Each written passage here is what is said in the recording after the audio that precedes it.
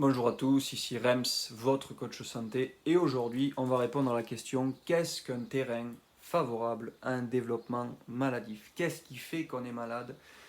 Qu'est-ce qui fait en nous qu'on devient un potentiel à être malade, comme on peut avoir très bien le potentiel à être en santé? Donc sans plus attendre, si tu veux avoir chaque semaine, chaque jour des informations pertinentes sur la santé, les maladies, comment les éviter, comment être en pleine santé, abonne-toi à ma chaîne YouTube et abonne-toi également, ou plutôt inscris-toi à mon groupe Facebook privé Santé et Simplicité. Car oui, c'est très simple d'être en santé. On revient sur le sujet d'étude. Pourquoi un terrain devient favorable à un développement maladif? Alors, aujourd'hui, j'ai recruté un boulanger qui va me présenter sa pâte à pain. C'est exactement pareil que notre corps. Vois-tu, le boulanger utilise des levures. C'est des champignons, des micro-organismes, des bactéries, ça fait partie un peu de la même famille, des micro-organismes. Jusqu'à là, tout va bien.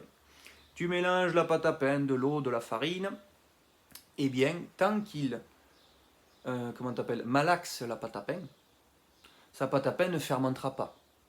Elle ne peut pas lever, elle ne peut pas être un terrain favorable à la fermentation. S'il met sa pâte à pain au frigo, la pâte à pain ne fermentera pas. Elle ne peut pas lever, elle ne peut pas être un terrain favorable à la fermentation. Par contre, s'il la laisse en température ambiante, et encore plus s'il augmente la chaleur vu qu'il va la mettre dans un four, là c'est une autre histoire. Il y a les ingrédients de la pâte à pain qui sont le terrain favorable à un développement de micro-organismes. Et en plus de ça, il y a la chaleur. C'est pour ça qu'on a inventé les frigos et les congélateurs, c'est pour diminuer l'impact des micro-organismes. J'ai bien dit diminuer, ils sont là, t'inquiète pas. C'est sûr, il y en a qui crèvent, il y a les bactéries, il faut savoir, elles sont très très fragiles aux variations de température, il y en a qui résistent, d'autres non, il y en a qui crèvent, mais dans tous les cas, on s'en fout, parce que tant que tu es le terrain favorable à un surdéveloppement bactérien, tu peux faire du chaud et froid tous les jours, c'est le terrain qu'il faut évacuer. Tu peux t'aider évidemment des variations de température, ça, je te l'apprendrai dans d'autres vidéos, mais l'intérêt de comprendre, c'est que la pâte à pain est exactement comme nous.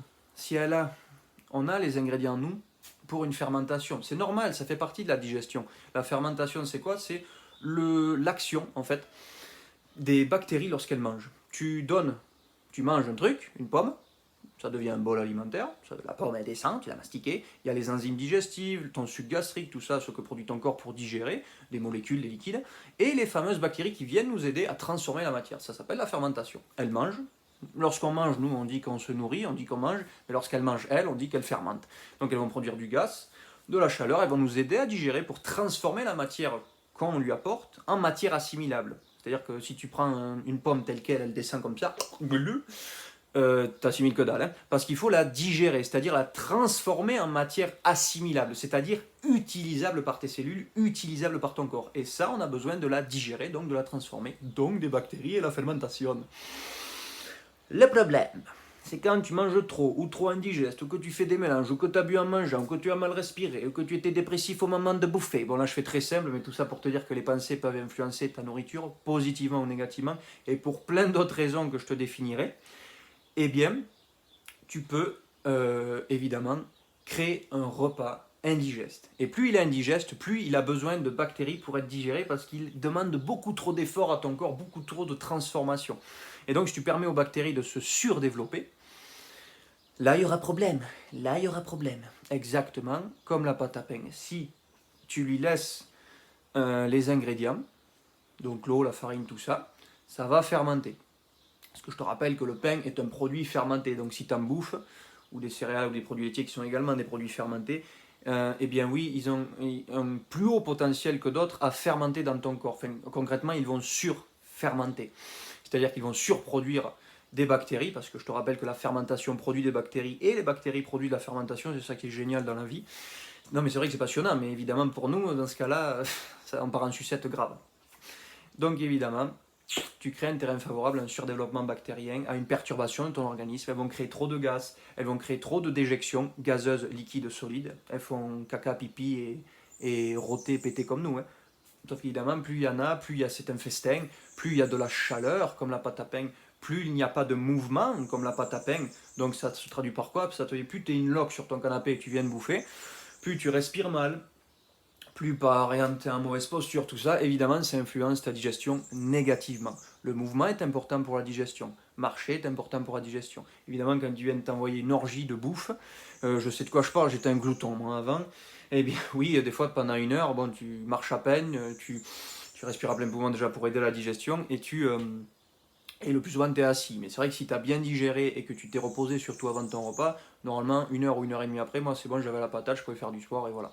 Mais c'est vrai que c'est pas très intelligent de bouffer comme un glouton. Je te le rappelle, mais on en définira dans d'autres vidéos. Je suis très très bien placé pour le savoir. Le gloutonisme Ovorus Rex, c'est moi, présent.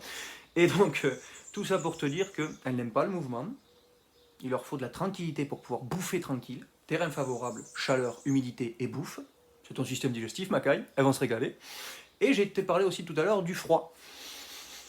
Le pain va avoir de grandes difficultés à fermenter dans un frigo et encore pire dans un congélateur. Les bactéries n'aiment pas ça, elles ont besoin de chaleur et d'humidité. Donc c'est vrai que te confronter au froid de manière intelligente, ça peut être utile pour limiter la propagation de leur surdéveloppement. Mais le plus intelligent, c'est surtout comprendre, mais attends, mais comment elles se surdéveloppent? Pourquoi elles se surdéveloppent? Comment je peux éviter ça au lieu de m'embarrasser à jouer au chaud et froid, même si c'est intéressant pour assister ton corps dans un processus de guérison. Un processus? C'était mon prof en neurophysio, il avait des termes comme ça, il n'arrivait pas à les dire correctement. Processus. J'aimais beaucoup. Super ce type, super, que ça. Donc toutes ces questions que je viens de te poser, évidemment, ça sera dans une autre vidéo parce que c'est bon voilà, c'est un gros sujet, un gros morceau à comprendre. Il y a beaucoup de croyances à abattre, beaucoup de croyances nouvelles à apporter, des nouvelles connaissances. Et toujours, derrière ton écran, tu es comme moi. Tu as un cerveau. Tu peux te poser la question est-ce que ce grand pimpin me dit quelque chose de logique? Je sais pas, j'y connais rien en bactéries. Je vais aller chercher des ressources. Je vais demander à d'autres personnes. Ils disent quoi? Ils disent pareil, ils disent pas pareil. Moi, qu'est-ce que j'en pense?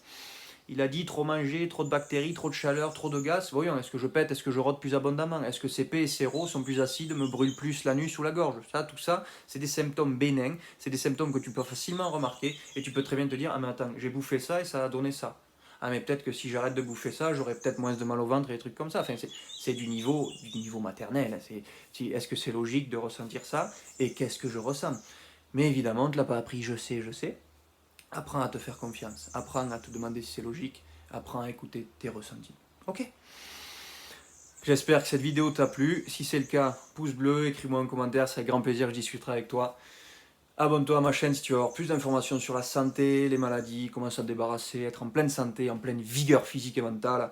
Et si tu veux aller encore plus loin, j'ai créé un groupe Facebook Santé et Simplicité où tu retrouveras tout ce que je viens de te dire encore plus puissant, encore plus nombreux pour tout comprendre et surtout vivre en pleine santé.